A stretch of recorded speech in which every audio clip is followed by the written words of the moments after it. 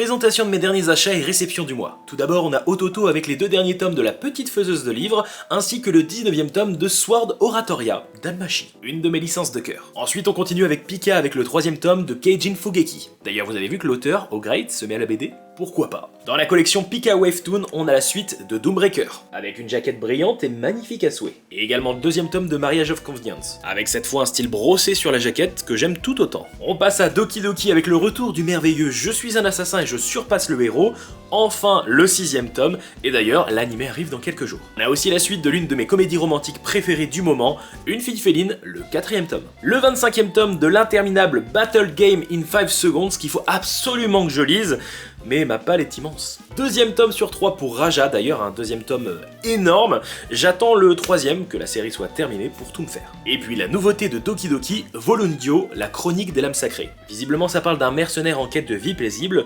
Je vous en parle bientôt, mais ça me donne pas mal envie. On termine les réceptions avec une nouveauté signée Komiku, Forlorn Hope, les derniers samouraïs. Dessins sanglants et badass, un récit à base de samouraïs, bref, une formule qui fonctionne. On passe à mes achats. Tout d'abord, petit Ichiban Kuji avec un petit Shikishi Slime, le 4e tome de Smoking Behind the Supermarket avec un tome toujours aussi plaisant à lire, même si la fin est très frustrante. Donc j'attends la suite avec impatience. Le 2e tome de Shelter of Love. Alors, j'ai kiffé le premier, j'hésitais à prendre le 2e. Il y a une jaquette Canal BD qui est sortie, et évidemment que j'ai pris le 2e. Le 9e tome de Hokkaido Gals, un peu gavé par le côté harem, mais bon, c'est toujours plaisant à lire. Le 2e tome de Renaissance Royale, j'ai pas encore lu le premier, mais je sais pas pourquoi j'ai acheté le 2e. Des fois je me comprends pas. L'Atelier des Sorciers. Est-ce que j'ai besoin d'en dire plus? Non. One Punch Man 32, alors j'ai beaucoup de trous dans la série, mais bon, il y avait une jaquette Canal BD. Le tome 15 de Keiju No. 8, 2 fois, parce que jaquette exclusive et jaquette exclusive Canal BD.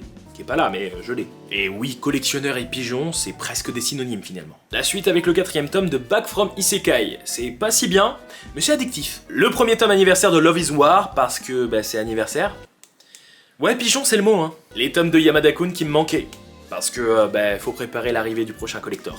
Et enfin 2 petites pépites trouvées en brocante, je crois même que c'est neuf, donc vraiment une très bonne affaire. On commence avec un petit truc Évangélion, voilà, on va l'ouvrir ensemble. Bon, je fais pas lecteur, j'ai déjà vu ce que c'était. Regardez-moi cette pépite, j'ai lu pour 3 balles, franchement, ça vaut le coup. Et pour 10 balles, je me suis trouvé la petite Nanashi, qui est juste merveilleuse. Et oui, je suis au courant que l'auteur est une merde. Non, franchement, pour 10 balles, je la trouve vraiment très sympa. Attends, t'es en train de faire une vidéo sans moi? C'est fini entre nous.